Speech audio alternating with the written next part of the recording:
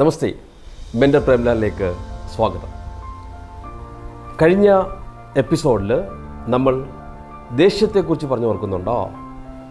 പണം സമ്പാദിക്കാനുള്ള നമ്മുടെ മോട്ടോ ഒരാളുള്ള പകയാണെങ്കിൽ അതിനെക്കുറിച്ച് എനിക്ക് നിരവധി ചോദ്യങ്ങളുണ്ടായി. നിങ്ങൾ ഈ ചാർട്ട് ഒന്ന് ശ്രദ്ധിക്കുക.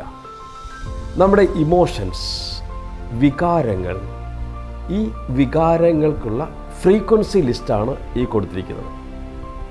നമുക്കറിയാം, നമുക്ക് നെഗറ്റീവ് വികാരങ്ങളുണ്ട്, പോസിറ്റീവ് വികാരങ്ങളുണ്ട്. പണവുമായി സംബന്ധിച്ച് നിങ്ങളുടെ വികാരം നെഗറ്റീവാണോ പോസിറ്റീവാണോ, ഇത് ഒരു വലിയ ഘടകമാണ്.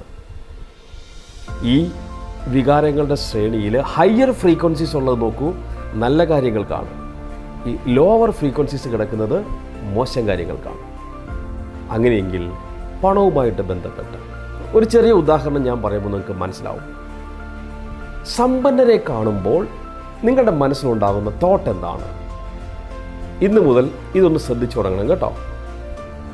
പ്രത്യേകിച്ച് നല്ല വണ്ടി ഉപയോഗിക്കുന്നവർ, BMW, ബെൻസോ, ജാഗുറൊക്കെ ഉപയോഗിക്കുന്നവർ, അല്ലെങ്കിൽ നാട്ടിൽ വലിയ വീട് വച്ചിരിക്കുന്നവർ, അല്ലെങ്കിൽ നല്ല പദവിയിൽ അങ്ങനെ പോകുന്നവർ, അത് ഒരു ബാക്ക്ഗ്രൗണ്ട് ഇല്ലാതെ വന്നവരാണെങ്കിൽ പ്രത്യേകിച്ചും.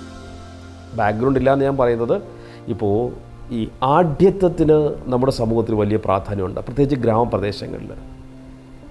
അവിടെ സമ്പത്തുണ്ടോ എന്നുള്ളതല്ല ഘടകം, ആ കുടുംബത്തിന് വലിയ പ്രാധാന്യം ഇവിടെ കൽപ്പിച്ചു വന്നിരുന്നു.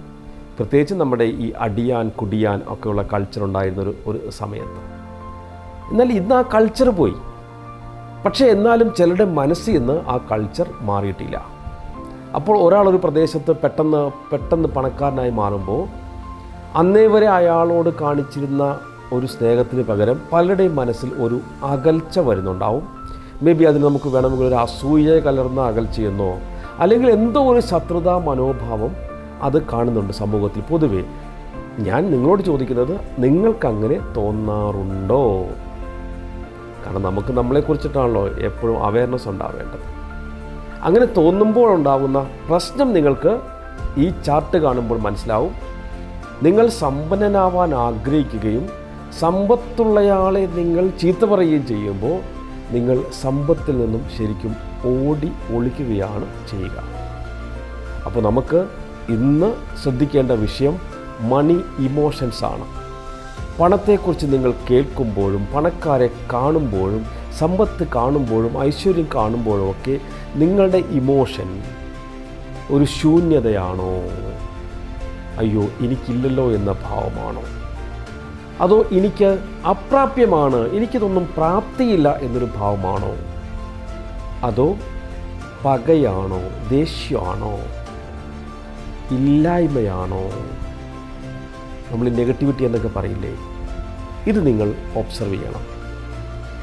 കാരണം ആ ഒരു പ്രോഗ്രാമുമായിട്ട് ബന്ധപ്പെട്ട് നിങ്ങളുടെ വൈബ്രേഷൻ എന്താണെന്നുള്ളത് നമുക്ക് ഈ ചാർട്ട് പറഞ്ഞു തന്നു. ഇനി സത്യം തിരിച്ചറിഞ്ഞു കഴിഞ്ഞാൽ നമ്മൾ പിന്നെ എന്താണ്? ഡിസ്സെലക്ഷനാണ്, ഇതിൽ നിന്നും മുക്തിയാണ്. പുത്തൻ കാര്യങ്ങളിലേക്ക് നമ്മൾ കടക്കണം. അവിടെ നിങ്ങളുടെ തോട്ടിലേക്ക് വെക്കാൻ പറ്റുന്ന കുറേ ഇൻസൈറ്റുകളാണ് ഇനി വരും ദിവസങ്ങൾ നമ്മൾ തരാൻ പോകുന്നത്. അതിൽ ഒരു ഇൻസൈറ്റാണ്, പണക്കാർ അവർ ജീവിതം തൻ്റെ സൃഷ്ടിയാണ് എന്ന് വിശ്വസിക്കുന്നു. പാവപ്പെട്ടവർ എൻ്റെ ജീവിതം വിധിയാണ് എന്ന് വിശ്വസിക്കുന്നു. You are the creator. നിങ്ങളുടെ ജീവിതത്തിൻ്റെ സൃഷ്ടികർത്താക്കൾ നിങ്ങളാണ്. അത് ആരംഭിക്കുന്നത് നിങ്ങളുടെ തോട്ട് പ്രോസസ്സ് മുതലാണ്. നിങ്ങളുടെ തോട്ട് പ്രോസസ്സിനനുസരിച്ച് നിങ്ങളുടെ ഇമോഷൻസ് ക്രിയേറ്റ് ചെയ്യുന്നു. നിങ്ങൾക്ക് അപ്പോൾ തോന്നുന്ന വികാരങ്ങൾക്കനുസരിച്ച് നിങ്ങൾ വാക്കുകൾ പറയുന്നു, നിങ്ങളുടെ പ്രവൃത്തികളിലേക്ക് പോകുന്നു. ഈ പ്രവൃത്തികൾ നിങ്ങൾ ആവർത്തിച്ച് ചെയ്യുമ്പോൾ നിങ്ങളുടെ ശീലമായി മാറുന്നു. നിങ്ങളുടെ ശീലങ്ങൾ നിങ്ങളുടെ പെരുമാറ്റങ്ങളായി മാറുന്നു. നിങ്ങളുടെ പെരുമാറ്റങ്ങൾ നിങ്ങളുടെ സ്വഭാവമായി മാറുന്നു. നിങ്ങളുടെ സ്വഭാവം നിങ്ങളുടെ വിധി തീരുമാനിക്കുന്നു. ഇതിൻ്റെ എല്ലാ ഘട്ടത്തിലും നിങ്ങളുടെ വിധിയെ സ്വാധീനിക്കുന്നുണ്ട്. ചില സ്ഥലത്ത് നിങ്ങളുടെ ഒരു വാക്ക് അത് പിഴച്ചു പോയാൽ വിധി എന്താവും? നെഗറ്റീവ്. ഇനി വാക്ക് കഴിഞ്ഞ് പ്രവൃത്തി പിഴച്ചാലോ വിധി നെഗറ്റീവ്. അതിനുശേഷമുള്ള പെരുമാറ്റം പിഴച്ചാലോ വിധി നെഗറ്റീവ്. സ്വഭാവം നല്ലതല്ലെങ്കിലോ? അപ്പോൾ ആലോചിക്കുക, എല്ലാ നന്മയും തിന്മയും ആരംഭിക്കുന്നത് നിങ്ങളുടെ ചിന്തകളിൽ നിന്നാണ്. അത് പണത്തെ സംബന്ധിച്ചാണെങ്കിൽ അതിനെ പോസിറ്റീവായി ചിന്തിക്കാൻ നിങ്ങൾ ശ്രമിക്കുക. അതിനുള്ള നല്ല ടിപ്പുകൾ, നല്ല പ്രോഗ്രാമുകൾക്കായി കാത്തിരിക്കുക. ഓരോ തവണയും ഞാനിങ്ങനെ സസ്പെൻസ് ഇട്ട് നിർത്തുന്നത്, ഒറ്റ സുപ്രഭാതത്തിൽ ലോട്ടറി അടിച്ചുണ്ടാവേണ്ടതല്ല വിജയം, ഒറ്റ സുപ്രഭാതത്തിൽ ലോട്ടറി അടിച്ചുണ്ടാവേണ്ടതല്ല സമ്പത്ത്.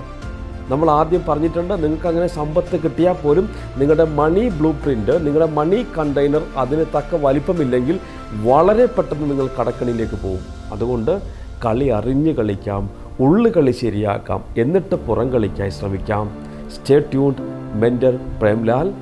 സബ്സ്ക്രൈബ് ചെയ്യുക, 10 പേർക്ക് ഷെയർ ചെയ്യുക. കാത്തിരിക്കുക മാറ്റത്തിൻ്റെ പുത്തൻ അറിവുകൾക്കായി. Thank you so much. God bless you all.